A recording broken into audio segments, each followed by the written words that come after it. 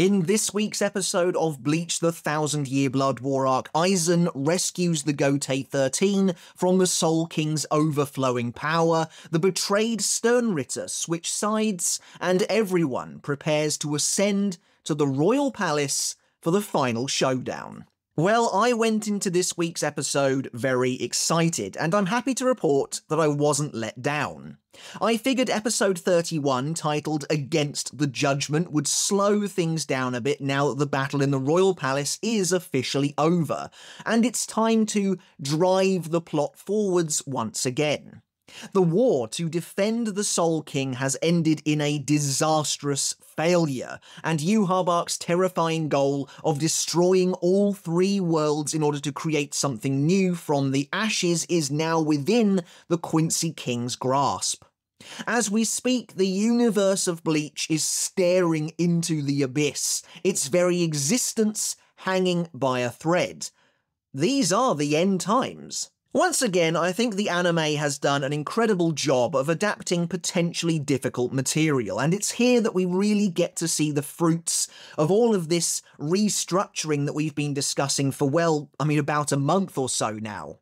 Yes, this is the episode where everything finally slots into place, and major scenes and characters that have been missing in action really since episode 28 or so are at last thrust into the spotlight. For now, we are finished with the fighting, if only for a brief intermission, and it's time for the characters and their unique dynamics to take centre stage once again. Episode 31 gives us a coming together of the cast of Bleach, the likes of which we haven't seen really since the fake Karakura Town arc, as everyone now prepares for their greatest fight yet, the final battle. And so that's really where I want to begin the review this week, with the end.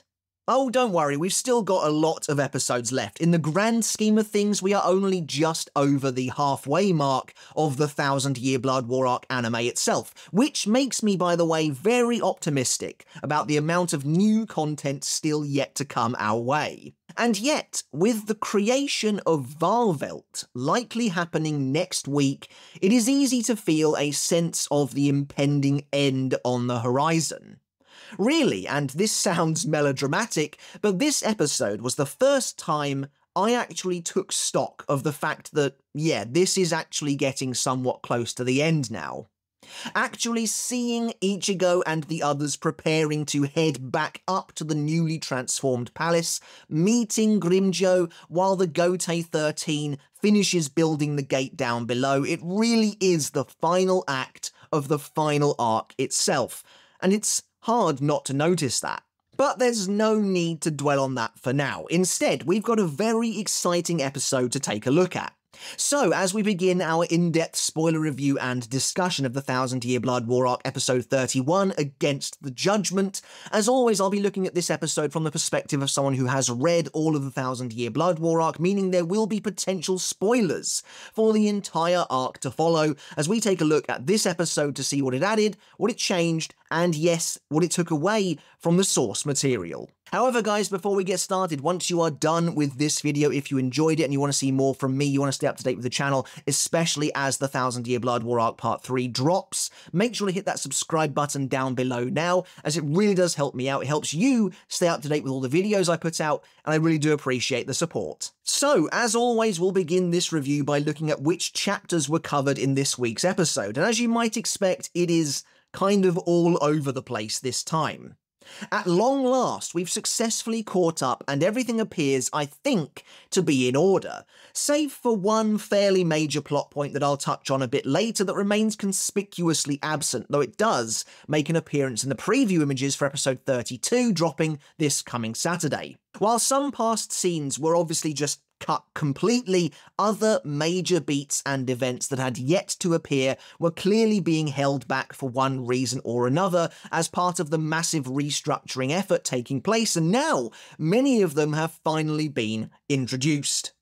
So, without further ado, these are the chapters covered in episode 31, and it is quite the list.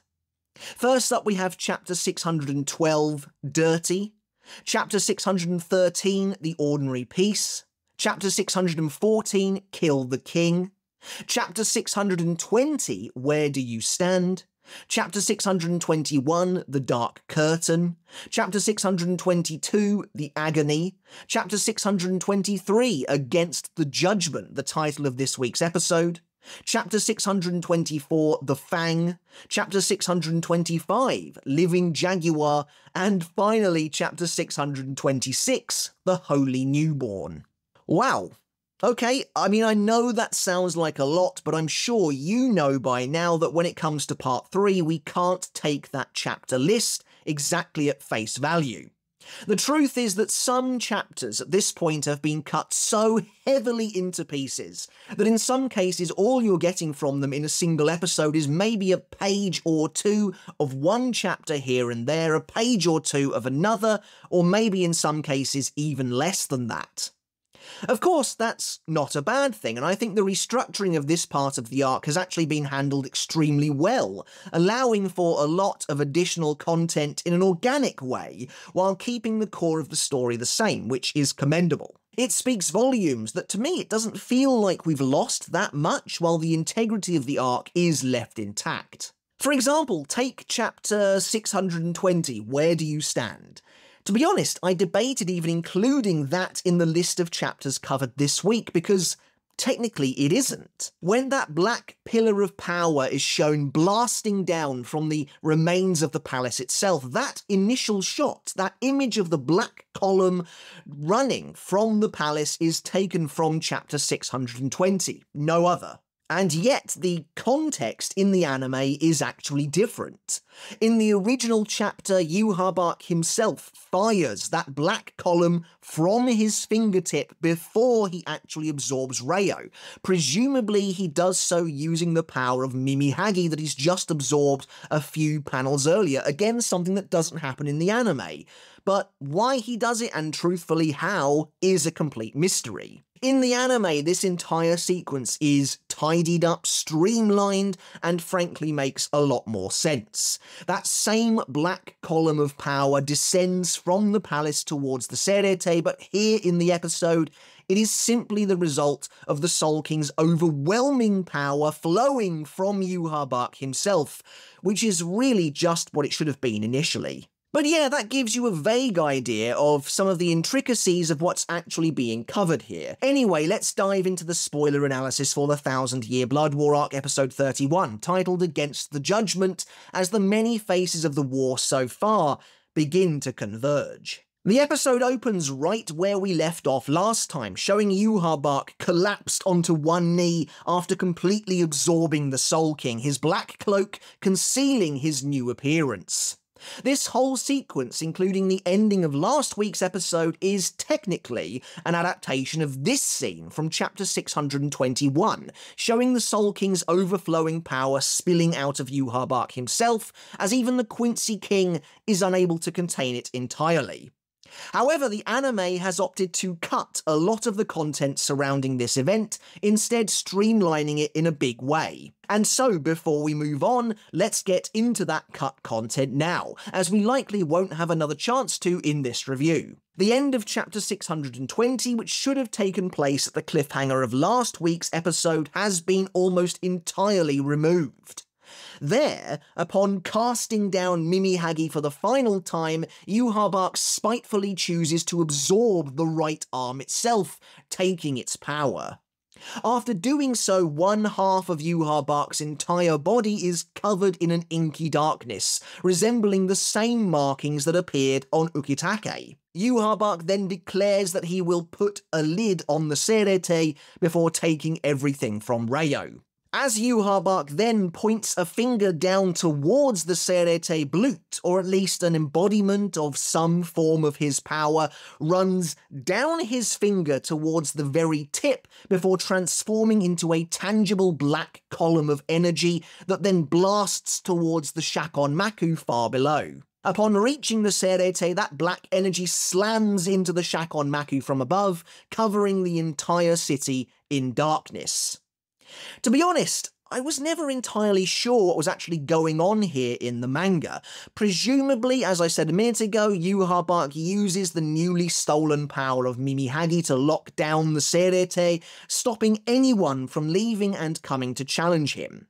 I guess that is possible thanks to Mimi-Hagi controlling stillness, but even so, the whole thing feels really flimsy, abstract, and downright weird. As chapter 621 then begins, we then see Mimi-Hagi ripped violently from Ukitake, the white-haired captain collapsing into the liquid around him. As the right arm evaporates into the sky, at this moment being absorbed by Yhwach, Ukitake lies dead in the arms of Hiyone and Sentaro, and is never seen alive in the manga again. That darkness then covers the Cerete, while in the heavens above, Yhwach stumbles, attempting to absorb all of Ryo's power. Interestingly, there's actually no sign in the manga just yet that he is stealing Ryo himself. Yhwach is resting his hand on Ryo's crystal, but outwardly nothing looks any different just yet. Again, this is because the anime has collapsed 2 chapters into one, essentially. It's not until chapter 625 that we see Ryo's body has actually vanished from the crystal. Noticing Yhwach staggering, Leal approaches him with an outstretched hand, but suddenly Yhwach's cloak transforms, rippling waves of darkness spilling from him, becoming an army of living creatures. Strange eyeball monsters that engulf the Schutzstaffel, shocking Leal. However, Haschwalth is quick to step in, reassuring Leal and the others that they won't be harmed. Haschwalth explains that these monsters are in fact a torrent of Ryo's colossal power, and the excess is now passing right through Yhwach on an unstoppable rampage.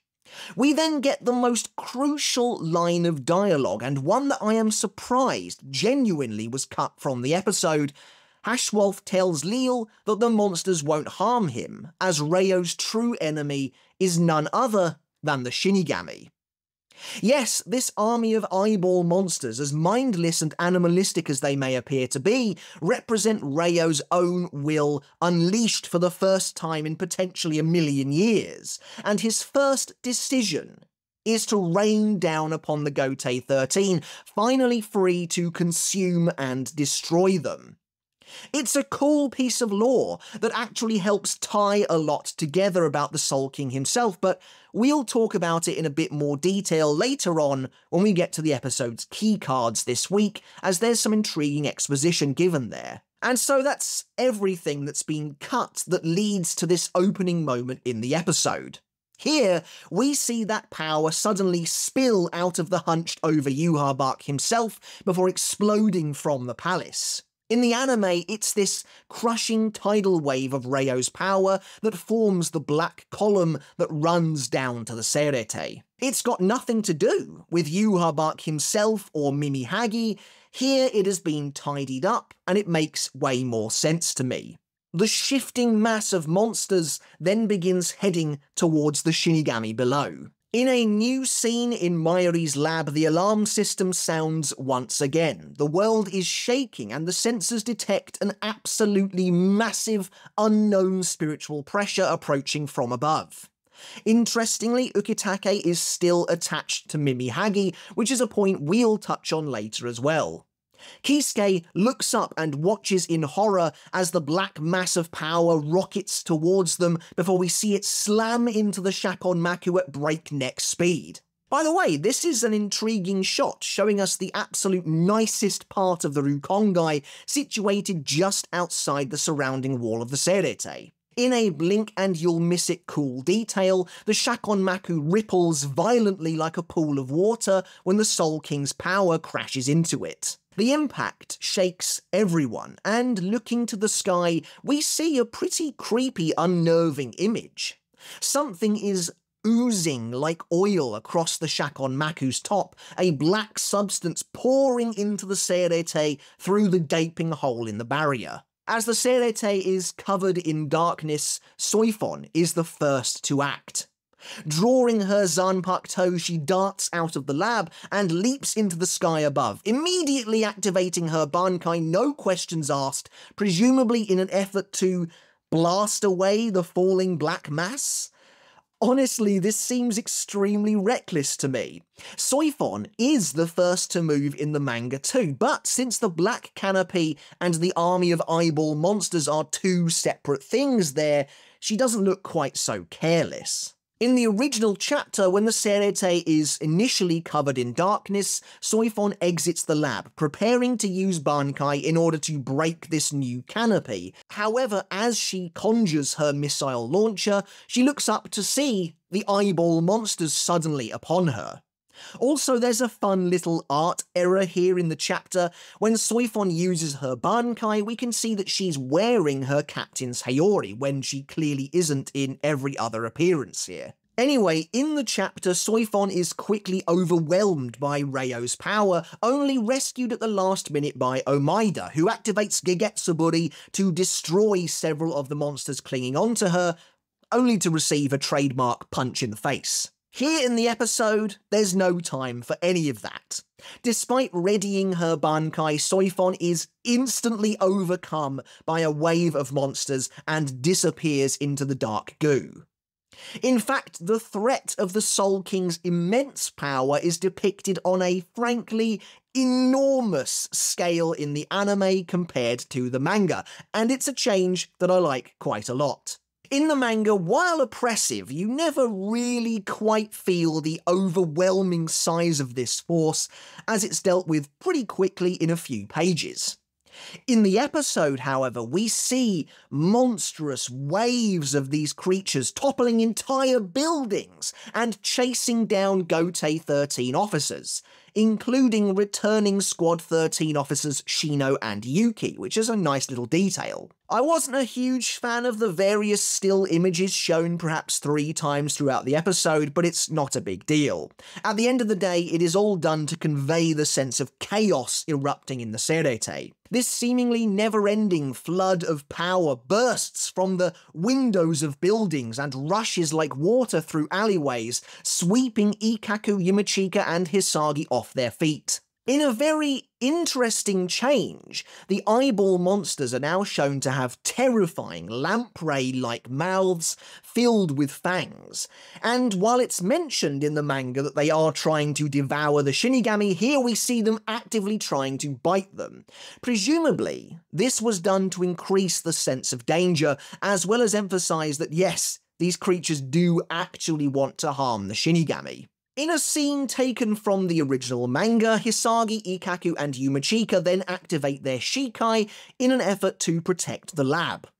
I believe this is the last time we ever see these Shikai in the manga, but I have a feeling the anime will find a way to bring them back perhaps. We get a small extension here actually showing the 3 Shinigami wielding their Zanpakuto to carve through Reio's power, but to little effect. I do particularly like the move Hisagi does, however, where he spins both blades of Kazashini at the same time. That's pretty nice. By the way, what would happen if Yumachika used Ruriro Kujaku here? These things are essentially just power manifested after all, so could he theoretically drain them? Or would they totally overwhelm him and his Zanpakuto? Anyway, as Reio's power continues to swamp the entire city, Byakuya arrives atop the lab and releases his Zanpakuto, sending Senbon Zakura into the fray to collide with the onslaught of monsters. Senbon Zakura is considerably more impressive here in the anime than it is in the manga.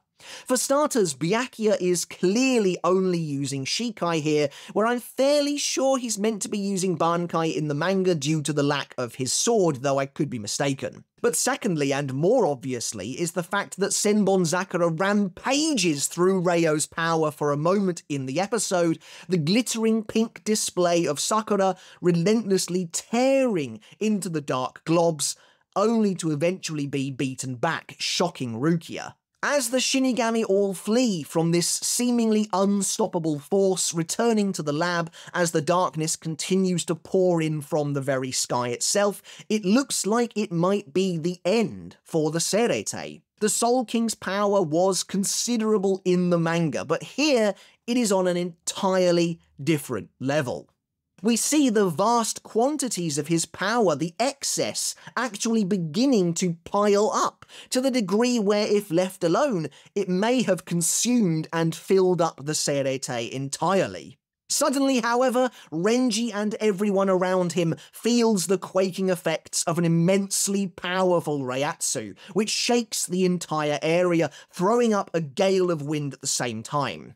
Before we move on, right here, the anime briefly uses an effect very similar to the way the original anime used to depict Reiatsu surges, and I want to reiterate again that yes, I do miss it. Anyway, the Reiatsu demolishes much of the Soul King's power, quashing many of the eyeball monsters in its wake. As a sinister purple glow creeps along the ground and begins to fill the air, a familiar figure appears through a torrent of flaming power. And Rukia looks on in disbelief as Aizen emerges from the energy, continuing to obliterate the creatures around him. This is, of course, the end of chapter 621, and a cliffhanger moment that people have been waiting to see for a very long time. Aizen has returned to the Cerete and has taken up his now iconic seat upon Chair Summer itself. As Aizen tells the Shinigami to crush the creatures with their Reiatsu instead of wildly flinging their swords in the dark, we are treated to a fantastic shot of the former captain, one with vastly improved artwork over his last appearance a couple of episodes ago, before we cut to the opening. Aizen's entrance is actually slightly changed from the manga. In the original chapter, he emerges from the dark curtain of Ryo's power itself, completely engulfed in shadow, as he destroys the monsters from within his own power. Here, however, he is surrounded by an immense wall of purple flame, from which he slowly appears. Honestly, both are really cool, and actually I think this is an example of where the two versions are simply the best choice for their own respective mediums. Anyway, as chapter 622 begins, Aizen greets Rukia, who is both astonished and horrified to see him. Now, the anime depicts Aizen as being far less snarky than the manga. In the original chapter, Aizen spends almost the entirety of his introduction with his traditional smug smirk plastered on his face, whereas in the anime he is almost completely stoic, joyless, and even a little miserable looking. And to be honest, I prefer the manga's take here. It is very in character for Aizen to take at least a little joy in seeing the Gotei 13 squirm. Oh sure, he's here to help them and he's going to do just that, but he also relishes in watching them struggle just a little bit. Also, it makes it a bit jarring that when the anime lifts a panel from the manga, the one where Aizen proclaims that he will shoot down the royal palace, he is suddenly grinning from ear to ear. It's possible that Aizen has grown and matured in the 2 years he spent in Muken, and perhaps the anime is trying to depict that idea, but I don't think that would completely erase his personality, and ultimately the Aizen that we see in the manga here is who he is, at least on a surface level. At the end of the day, even bound to this chair, and now supposedly working for the Gotei 13's sake, Aizen is still very much in control, and he knows it. He knows they need him, and he tries to leverage that fact. It's only because Kyoraku matches Aizen's wit with a cold-blooded underhandedness that Aizen is really forced to comply, something that I think Aizen respects. But we are getting ahead of ourselves. As Aizen congratulates an enraged Rukia on her promotion to the vice-captaincy, she questions who would possibly free him when Kyoraku appears. And when I say Kyoraku appears, I mean he literally seems to come out of nowhere. At least in the manga, you can assume that he emerges from that curtain of darkness still lingering behind Aizen, but here, I don't know, he just sort of pops up. I do love that Kyoraku's remaining eye is hidden in shadow, however, and a wonderful shot follows that carves a dividing line between the two sides. Kyoraku and Aizen on one side, with the rest of the Gotei 13 on the other. And I'm glad that most of this sequence is the same as the manga, as it was always great to see everyone's reaction to Aizen's return. Naturally, they're not happy, and they all question Kyoraku's decision. Rukia and Renji wonder if Kyoraku has lost his mind, while Hisagi, Ikkaku and Yumichika don't agree with asking for Aizen's help. Byakuya watches in silence, while Soifon calls Kyoraku a disgrace. However, Kyoraku merely combats their anger and disgust by lowering his hat over his eyes. Silhouetted against the devastated and frankly unrecognisable backdrop, the Captain Commander asks them if they are talking about their honour, before deciding to tell them about the court guards instead. He reminds them that you can't protect the world with honour alone, before we're treated to an ominous shot of Kyoraku straight from the manga itself, where he delivers his now famous line, that he doesn't believe using evil to defeat evil is in itself an evil act. This is possibly my favourite moment of Kyoraku's ever, and I'm so glad they decided to just replicate it word for word here. This one little speech does so much for the character. It instantly underpins the kind of leader he is, while quashing the Gotei 13's rebellion in its tracks. The Shinigami don't like it one bit, but they also can't really argue with his logic.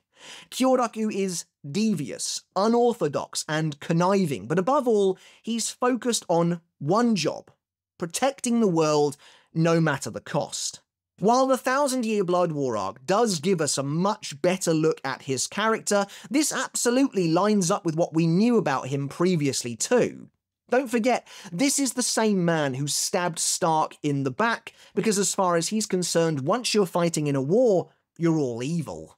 Perhaps unsurprisingly, considering how faithfully the anime portrayed Aizen's return in episode 29, much of the following scene is also taken straight from the manga, as Aizen asks Kyoraku to release the restraints on his arms. Kyoraku declines, however, to which Aizen wonders if he really expects him to get rid of the eyeball monsters sitting down. This line has always interested me, to be honest, because the two of them didn't know about the eyeball monsters when they first met up in Muken. So, did this agreement come about as soon as they emerged above ground, perhaps? Also, it's always been funny to me that the only thing Aizen gets out of this so-called agreement is that he gets to stay alive, basically, which I suppose is pretty good motivation to do something. But ultimately, he also doesn't want to see the Soul Society be destroyed either, which is really the only reason he agreed to be brought up in the first place. Perhaps, based on what he tries to do later, he was hoping to escape somehow, but of course that doesn't really happen. When Aizen meekly states that he doesn't have the power to destroy the army of creatures while sitting down, while confined to the chair, Kyoraku essentially tells him either he does it, or the monsters will devour him whole. The shot of the eyeball monsters descending on both Aizen and Kyoraku is crazy to look at, and really does convey their eerie, almost otherworldly nature. As Aizen eradicates the first wave using his power, he prepares to activate Hado 90 Kurohitsugi. Noticing the crackling purple energy beginning to emanate from the ground itself in a really cool visual, Kyoraku orders everyone back to the lab as Aizen casts his immense signature Kido, completely enveloping much of the Soul King's descending power and himself within a gigantic, full-strength black coffin.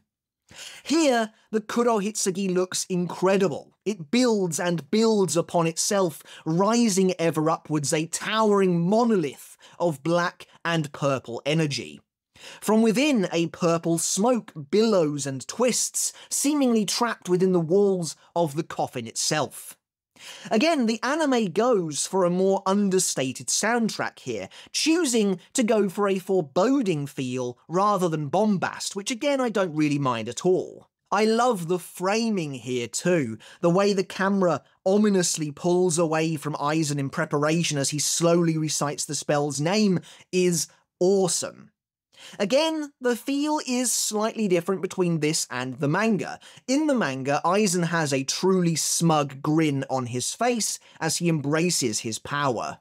But with the Shinigami safely back in Mayuri's lab, Byakuya tells Kyoraku that freeing Aizen is an insult to them all. And interestingly, several reactions are actually cut here, including from some prominent characters like Shinji, who you would think might have something to say about his traitorous former vice captain being released, though he didn't in the manga either. As Aizen's Kido spell explodes, shattering in a shower of black and purple energy, the Shinigami re-emerge from the lab, with Kisuke exclaiming in disbelief that Aizen may have become even stronger than when he fought Ichigo. This is a nitpick, but I feel like the framing is a little weird in shots like this one. Kisuke is so far off to the side, and yet the other characters involved are barely visible. But in a moment that does feel like the Aizen from the manga, he comments on the quality and integrity of his chair after revealing that he tried to strike it directly with his Kurohitsugi. Soifon then reappears with her Bankai active once more, aiming it at the canopy of darkness above. And admittedly, I've always wondered about this. Ryo's power is on top of the Shakon Maku, right? So how would her firing a missile at that actually help? Wouldn't she just risk damaging the Shakon Maku itself even further? And to be honest, I'd be surprised if the protective barrier could be damaged by just one captain's Bankai, but maybe it could be, there you go. However, Aizen states that it won't be necessary anyway. He plans on using his immense Reiatsu to fracture and shatter the canopy and begins swirling power around him. We then get a small new scene where Aizen explains to the Gotei 13 that the eyeball monsters are in fact an uncontrollable torrent of Ryo's power, likely from Yhwach attempting to absorb the Soul King for himself. When Kisuke wonders why he thinks that, Aizen points out that Yhwach's Reiatsu has changed, and that even he needs time to fully contain Ryo's strength. It's a great little piece of connective tissue, plus I absolutely love that the anime has Aizen and Kisuke actually talk to each other, even if it is only brief. But again, I think this idea of connective tissue is one of the things the anime is doing best. A lot of the smaller plot points or details were only implied in the manga, and to be honest, as I've said before, in an arc with so much going on, it's just better, I think, to keep the audience fully in the loop about what's happening here. Now, I've seen some people saying that Aizen sensing the change in Yhwach's Reiatsu is due to them now both being transcendent, and that absolutely could be true. But I don't necessarily take this scene to mean Kisuke can't sense Yhwach's power, just that he doesn't fully understand what the change means. It's possible that Aizen simply confirms any suspicions he might have. Plus, there are multiple levels to being transcendent. Aizen couldn't sense Ichigo's power once he'd emerged from the Dangai, despite being transcendent himself, and I would be amazed if absorbing the Soul King himself didn't put Yhwach on an even higher plane than that. But, I mean, who knows? Anyway, when Kisuke reveals that they might have an alternate route to the palace, we reach the end of chapter 622 as Aizen once again shuts them down, arrogantly smirking as he tells the Shinigami he'll shoot the very palace down itself with his power. Interestingly, here in the manga, Aizen flexing his Reiatsu dissolves their in-progress gate, which at this point has been in the works for almost 10 chapters. In the anime, work on the gate hasn't yet started. Aizen then unleashes his Reiatsu, a tempestuous pillar of flaming purple power swelling and seething around him in an explosive spiral. Honestly, this is the best looking sequence of the episode. The anime team put a lot of effort into really selling Aizen's incredible strength, and it absolutely works. Once again, bolts of purple lightning streak through the air. Rukia attempts to reach Aizen, only for Kyoraku to hold her back, and suddenly Aizen's power disperses dramatically, evaporating into the sky in a ring of light, leaving the villain shocked.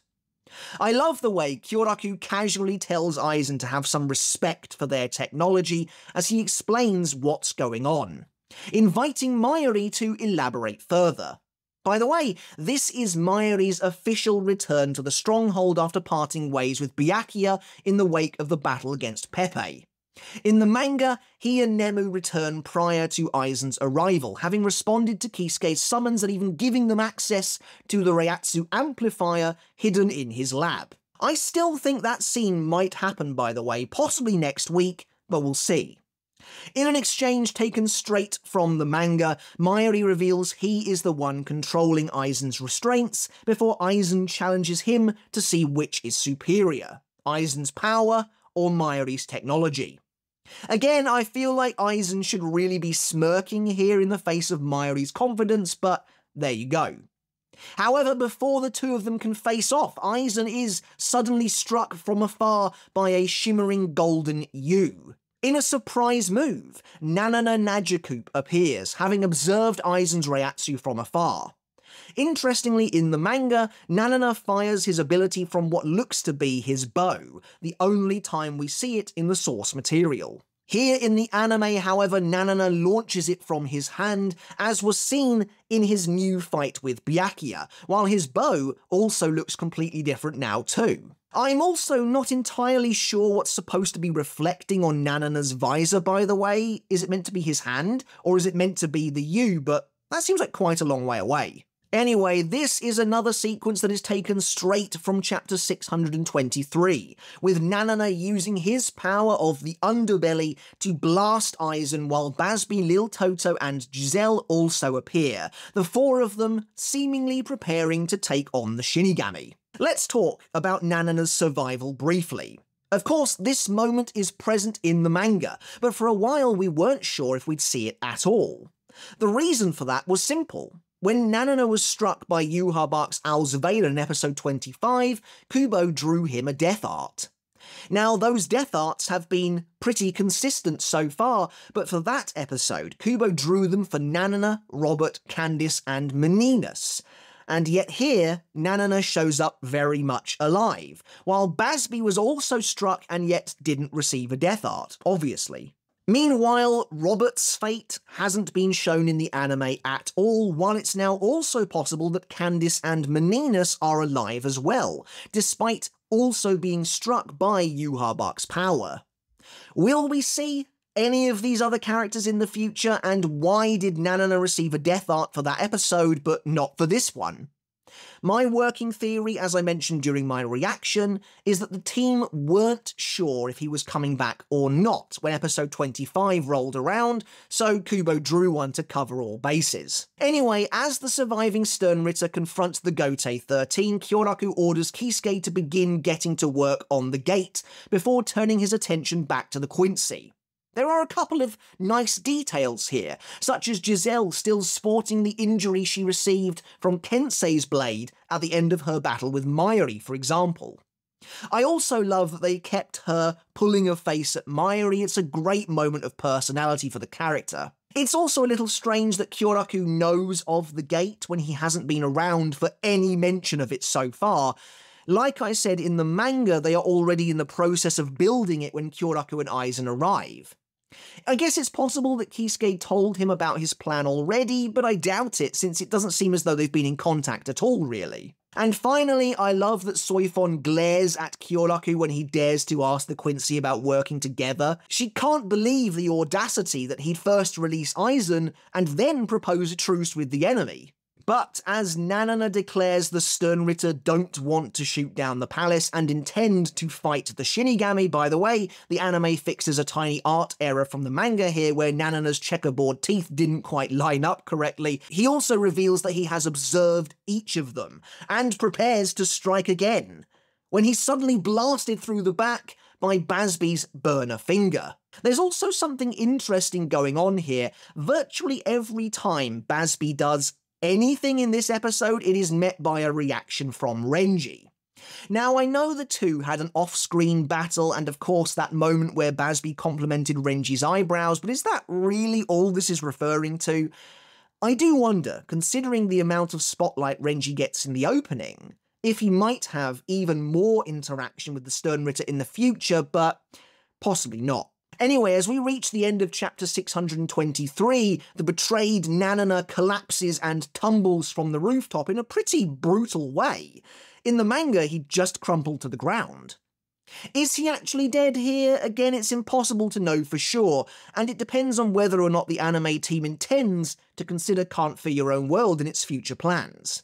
Bazz-Bee, Lil Toto, and Giselle then reveal their intentions in a great twist. They will lend the Shinigami a hand in building the gate to the royal palace. Unlike in the original chapter, Lil Toto actually gets some lines here, which I like a lot. As the de facto leader of the Bambis, essentially, and one of the cooler, more level-headed Quincy's, it makes sense that she would be a part of the negotiations. She tells the Gotei 13 that they want a ceasefire, and in return they will keep the other Sternritter away from them. A very questionable new line that makes me wonder if anyone else did in fact survive, or if it was just a throwaway remark. Also, there is some lovely imagery here too. As the three of them approach the Shinigami, we see they are still very much hiding within the shadows, that dividing line obvious between the two factions. However, as they declare their decision to help, Bazz-Bee, Lil Toto, and Giselle finally step out of the darkness and into the light, crossing over to the side of the Shinigami in more ways than one. Finally, Bazz-Bee reveals that they are going to crush Yhwach himself for abandoning them. Up next, we have the weekly key cards, and I want to briefly talk about the one discussing Reio's Torrent of Power. Again, thanks to a translation by Neonzel, the card reads, "The phenomenon in which the power of the Soul King released from its seal was too much for Yhwach to contain and passed through his body, overflowing. Appearing as a murky black current, it is actually a mass of spirits shaped like one-eyed babies. It attacks anything it perceives as an enemy by swooping down like a tsunami, biting into it with its sharp fangs." Okay, so far so good, that all makes sense, but it's the second half that's truly fascinating. Reading, "There are various theories as to why it attacks the Shinigami, including that it is a manifestation of an unconscious resentment towards the fact that the Soul King was once sealed away by the Shinigami. That the Soul King's true identity was a Quincy and he harboured a grudge against the Shinigami, or that Yhwach's will was mixed in with the Torrent." Well, that is interesting. So, after removing Hashwolf's line from earlier where he explicitly says the enemy of the Soul King is the Shinigami, instead the anime is only calling it a theory, and mixes in some potential other reasons too. I wonder why this is, and why such potentially crucial exposition is delivered in this form. It definitely makes me think we might get a more concrete answer, perhaps a little later on down the line, but I'm not sure. As we return to the episode, we are met, however, with a very tantalising image: the rippling darkness of the inside of Garganta. Interestingly, it looks a little different here to how we've seen it in the past. Earlier in the Thousand Year Blood War arc anime, it is depicted as having a very bright orange glow to it, but here it is a much softer white, which honestly looks very nice, and I can't help but wonder if it's because a footing was created by an Arrancar rather than a Shinigami this time. And of course, speaking of which, a familiar, albeit new boot comes into view, followed by a shadowy figure, sporting his brand new Thousand Year Blood War arc outfit. It's none other than the Sixth Espada Grimmjow, at long last about ready to make his big entrance. This shot of him in front of the Maw of Garganta is really good, and absolutely builds the excitement in a palpable way. However, we then return to the Cerete again for a massive, totally new sequence. While this episode perhaps had less new content than previous ones, it still feels like an enormous chunk of it is in fact completely original. We find Kyoraku musing that that guy is just doing whatever he wants as he gazes out at the destruction around them, and I have to assume he is of course talking about Yhwach, before he contacts the rest of the surviving Gotei 13, who are all still spread out across the cityscape. In a really fantastic sequence, Kyoraku summons every single remaining officer to gather at the lab, assembling the entirety of Soul Society's forces at once. And it's here that the anime treats us to a number of really fantastic and appreciated cameo appearances from characters long past. First, we see an injured Kurumarani Zenosuke, who helps a lone officer to his feet. I wonder if Tsuchi Namazu was actually any help in the battle against the Soldat or not. Immediately after this, we get a very welcome and frankly shocking cameo from Rikichi, a member of the 6th Division who was last seen in the Soul Society arc. Rikichi, as evidenced by the tattoo above his eyebrow, is a huge fan of Renji's, and looks up to him in a big, big way. It was always weird to me that we never saw Rikichi again in the source material, so to have him reappear here is a great piece of continuity. I believe it's actually revealed in one of the supplementary novels that Rikichi is the older brother of Yuki, I think, who actually appears next, determined to walk on his own, impressing Shino at last. In another striking new sequence, Mayuri opens a secret door in the ground, revealing a colossal plinth that rises upwards, decorated in a suitably grotesque and Lovecraftian fashion. There's definitely something odd and unsettling about the Shinigami's proud, central stage to begin their final stand with, being surrounded on all sides by gigantic toes. But that's Mayuri for you, I guess. This enormous podium and this entire sequence surrounding it is a totally new addition to the series, and it gives the officers of the Gotei 13 a massive place to congregate at from all across the city. And as they arrive in droves to this North Star, Kyoraku reveals to them all that he needs to borrow their Reiatsu. Suddenly taking us all the way back to chapter 613, Kenpachi arrives in a rather low-key fashion. He's injured, but he's on his feet nonetheless after Ukitake managed to heal him. The first thing he asks Ikkaku and the others about is if they know where Yachiru is, and when they reveal they don't, Kenpachi prepares to leave in order to search for her. However, Nanao steps in front of him and blocks his path, reminding him of his duty to the Gotei 13 instead. As she stands up to Kenpachi, sweat running down her brow, Nanao tells him that the men of the 11th Division will find Yachiru faster than he can, and that they need his immense power here and now. After a brief but tense standoff, Kenpachi relents, agreeing that Nanao is correct. It's a really fantastic and unexpected little exchange in the manga, so I'm glad to see it here too. Kenpachi respects Nanao's authority, and I greatly appreciate that little character wrinkle. Despite being one of the series' most popular characters, I often find Kenpachi to be one of the most misunderstood too, and this scene highlights why. Kenpachi isn't a monster, nor is he evil. He's not a mindless beast. Yes, he loves fighting, but ultimately he knows his place within the Gotei 13, and he's a soldier who fights for good. He's terrifying to behold, and rough around the edges, and perhaps even, yes, sometimes prone to going off and doing his own thing, but his heart is in the right place. Frankly, he's way less morally dubious than someone like Kyoraku. While this sequence is good, and I'm glad it's here, there is a fair bit missing from the source material as the context surrounding it is completely different.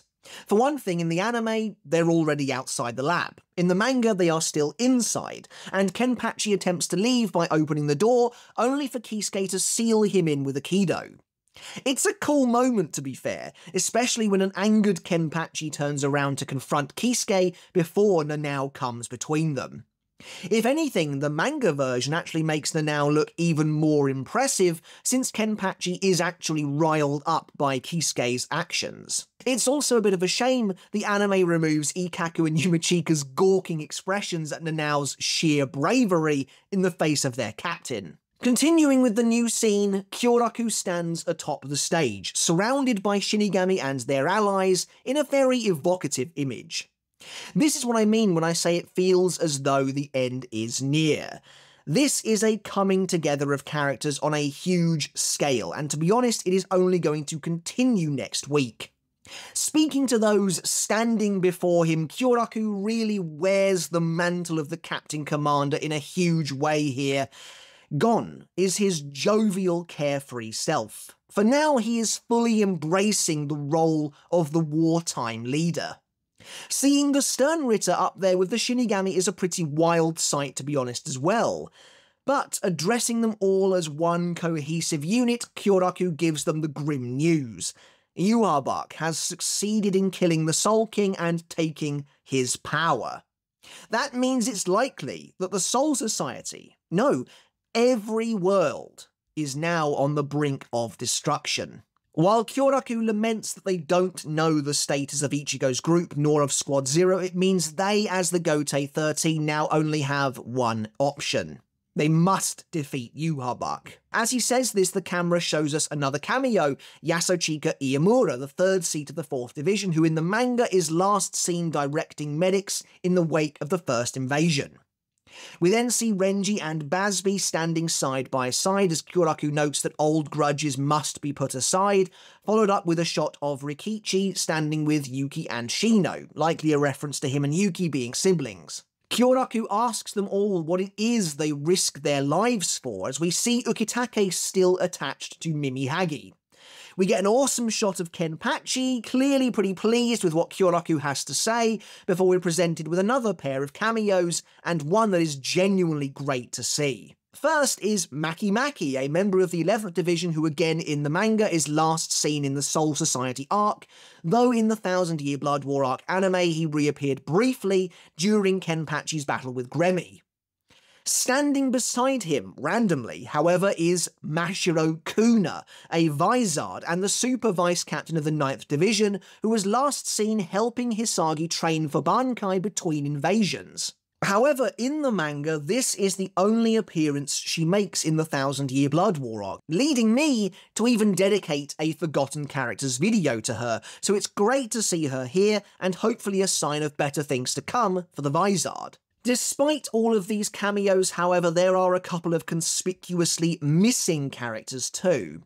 The biggest one, for me at least, is of course Komamura and Iba. Since turning into a wolf completely, Komamura has been shown in the anime a couple of times in brand new scenes, the pair making their way to the centre of the battle.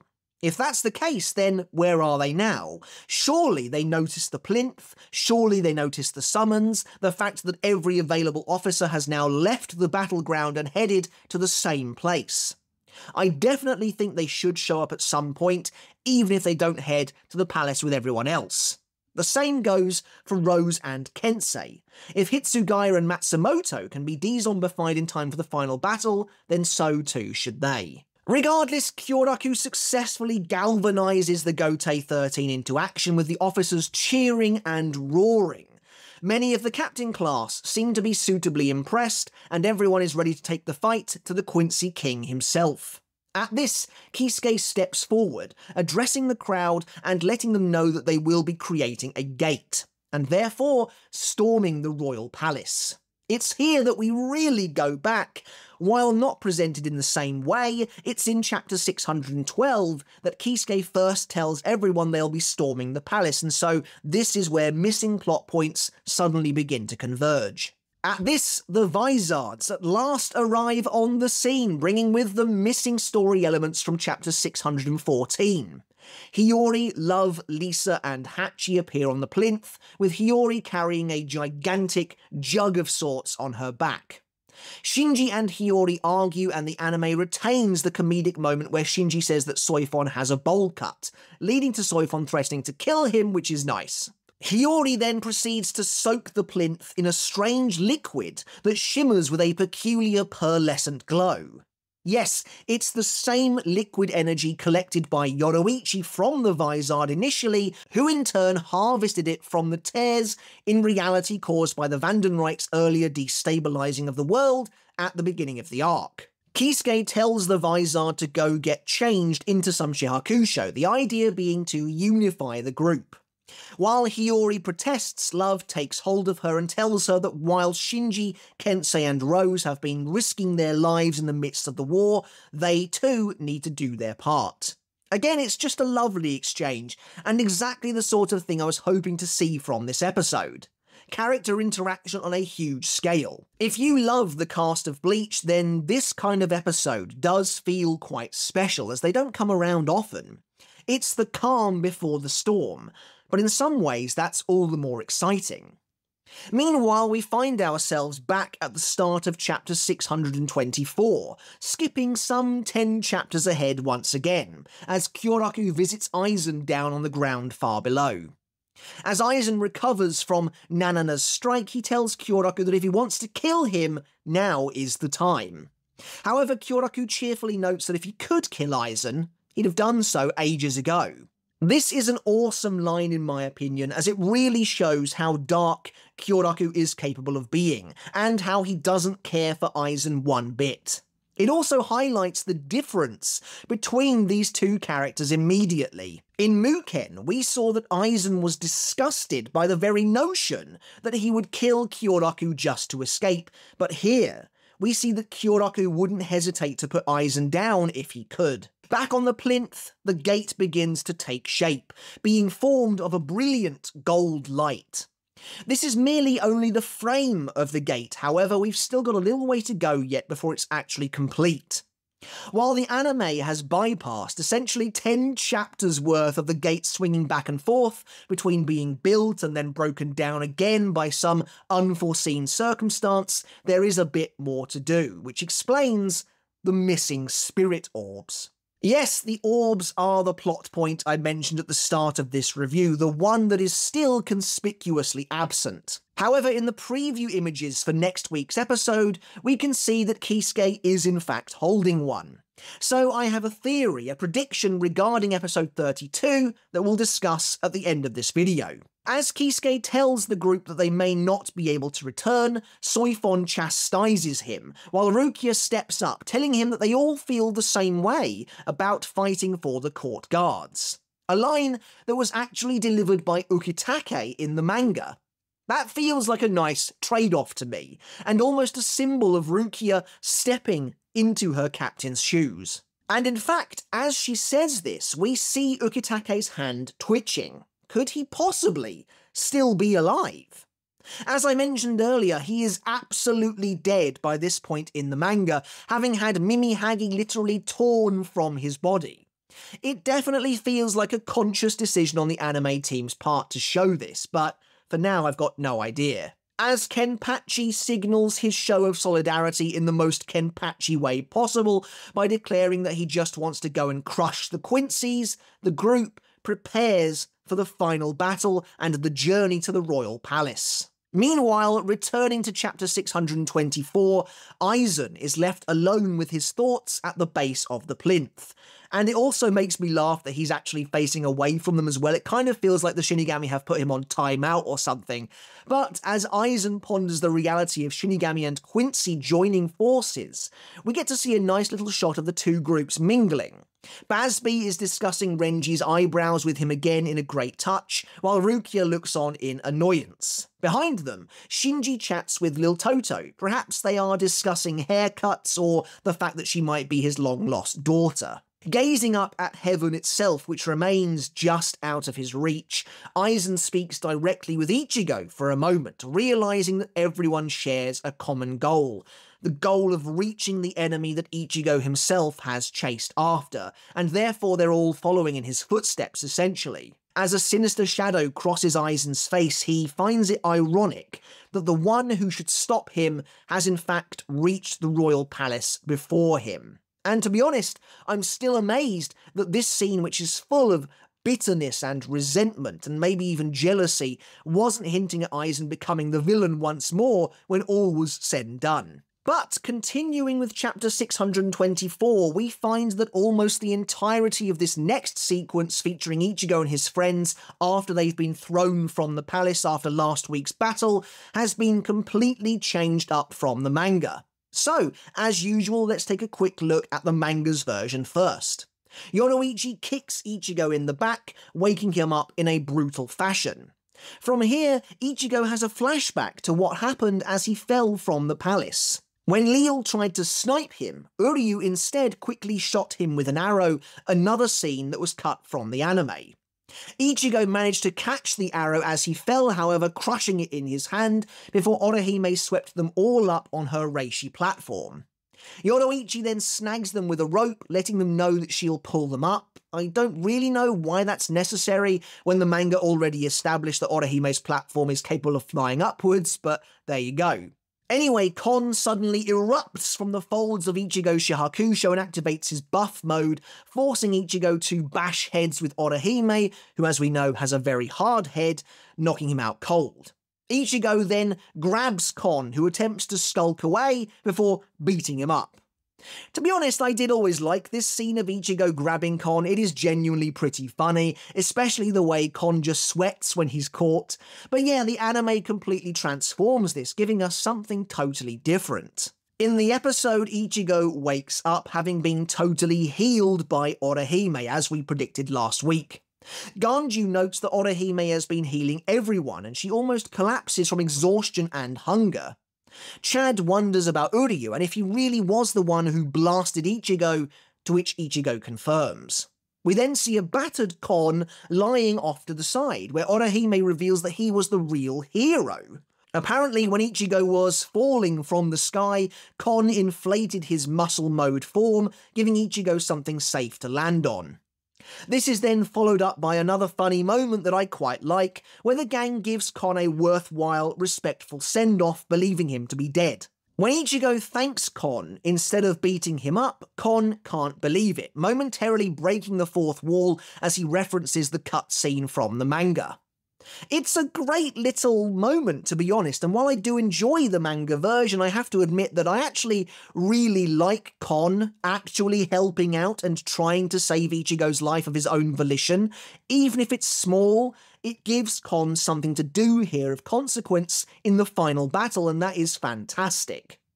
As the gang recuperates, by the way, they are in Hikifune City, something that isn't made clear in the manga at all, Yoruichi prepares them to make their next move. When Ichigo questions how they can get back up to the palace, Yoruichi orders someone to arrive, and a Garganta begins to open in front of Ichigo, horrifying him. Ending the episode as expected with the cliffhanger from chapter 624, who should appear but of course Grimmjow himself, as was teased earlier. At last ready to play his part in the war, rather than working from the shadows. It was fairly obvious, like I said, that this was where the episode would end, but it is undeniably awesome to see the Espada once again. And actually, him turning to Ichigo and addressing him is from the opening page of chapter 625, which is why it was mentioned at the start. Of course, hearing Hollowed playing over the top of the Garganta's appearance and Grimmjow's return is very nostalgic and a great choice of music for the moment, though I do miss Nube Negra as the Arrancar's actual theme, but it is very reminiscent of the Arrancar arc and of Hueco Mundo itself. However, we're not actually done. There's a very short scene that comes after the credits too. Returning to the throne room far above, Yhwach finishes absorbing the Soul King entirely, the massive spiral of power dissipating. In what I think is an adaptation of chapter 626, The Holy Newborn, which will be explored in greater detail next week, the Schutzstaffel look on in shock and terror at this bubbling mass that was once their king. Hashwolf reveals that the Soul King himself is gone, and a very telling bead of sweat rolls down Uryu's face. While the anime isn't quite ready to truly reveal Yhwach's new look, we'll discuss this chapter in greater detail next week. For now, the episode ends with a somewhat new moment. Yhwach draws the remnants of Ryo's power back into himself, and at the same time they, acting like gigantic ropes almost, drag portions of the Vandenreich city up into the air. The final shot is an extremely cool one, and it heralds the creation of Varvelt itself. In the manga, Yhwach just sort of lifts the ruins of the Quincy City into the air with his power, something that is later commented on by Kyoraku as being a demonstration of what Yhwach is now capable of, but here it definitely looks like he is drawing Ryo's power back into himself, and that is what lifts the chunks of city upwards towards the sky. So does this mean that Yhwach is now in fact strong enough to reabsorb the surplus of Ryo's power, something that I don't think ever actually happened in the manga? We'll have to wait and see. The poem this week is a fairly short and simple one featuring Grimmjow, of course, as it reads, "My claws will grind you up." It seems to me like a fairly obvious reference to the release command of his Resurrection, while also possibly referencing his new ability to transform just his hands alone. Also this week, for the first time in a while, Sternritter in Memoriam returns. I had to go back to my review of episode 25, however, to see what I said regarding the Sternritter Armageddon that seemed to happen that week, and sure enough, Nanana was indeed on there. So hey, I guess nothing really needs to change for now. All of these guys will remain on this list. And so that closes the book on yet another episode of the Thousand Year Blood War Arc anime, with episode 32 next week being called The Holy Newborn. What can we expect from next week? Well, as I said earlier, I do have a theory regarding the Spirit Orbs. The Gotei 13 will finally use the Spirit Orbs in an effort to complete the gate, but for whatever reason they will struggle. They will run into issues finalising the doorway. Maybe it'll be distorted as a result of Yhwach dragging the Quincy City back into the sky. Either way, the Vizard will return to lend a hand. That will be when we get the lovely moment between Nanao and Lisa. She's now dressed in a Shihakusho along with the others, and she comes and lays her hand upon the same orb as Nanao. Great little moment. That should definitely happen next week, and I think Mayuri might unveil his Reiatsu amplifier too to help bolster the final stages, and to have Mayuri swoop in and save the day at the last minute. We'll also see a few more returning characters next week too. Nell is back, as was revealed in the preview images, but we'll also see the Fullbringers Riruka and Yukio, which I'm excited for as well, as everyone continues to work together to reach the palace itself. This was another fantastic episode, a slight change of pace from the previous few episodes or so now that the showdown is over. Next week's will probably be somewhat similar to this, I imagine, continuing the coming together of so many disparate characters from all corners of the Bleach universe, and quite honestly, I can't wait to see it. I'm also very curious to see how the anime actually handles the appearance of Yhwach now that he has absorbed the Soul King. How will he look? How will they make it work? I'm very intrigued, and I can't wait to find out. Alright guys, that's it for the video, that's it for this week's episode review. As always, I really do hope you enjoyed it, I hope you took something of value away from it as well. And as always, I want to know what you thought of the episode. Do let me know down in the comments below. Did you enjoy episode 31 Against the Judgment? What was your favourite moment? Did you like Aizen's reappearance, his use of Reiatsu to try and bring down the Royal Palace and destroy the Soul King's power? How did you feel about the way the Soul King's power was depicted this week? And let me know your thoughts about Kyoraku's big new moment where he gives his speech to the Gotei 13. I'd love to hear all of your thoughts down in the comments below. And as always, I want to end this video by saying a massive thank you and giving a huge shout out to my wonderful supporters over on Patreon, without who I simply wouldn't be able to do this. If you like the work I do here over on YouTube and you too want to take the support for the channel another step further, then thank you very much. By supporting me at the $1 tier a month, you can get your name in the credits of every single video just like this, and at the $2 tier or higher, you can enjoy every video I release absolutely free of baked-in YouTube ads. Alright everyone, thank you again so very much for watching. Until next time, I'll catch you later, and I'll see you then.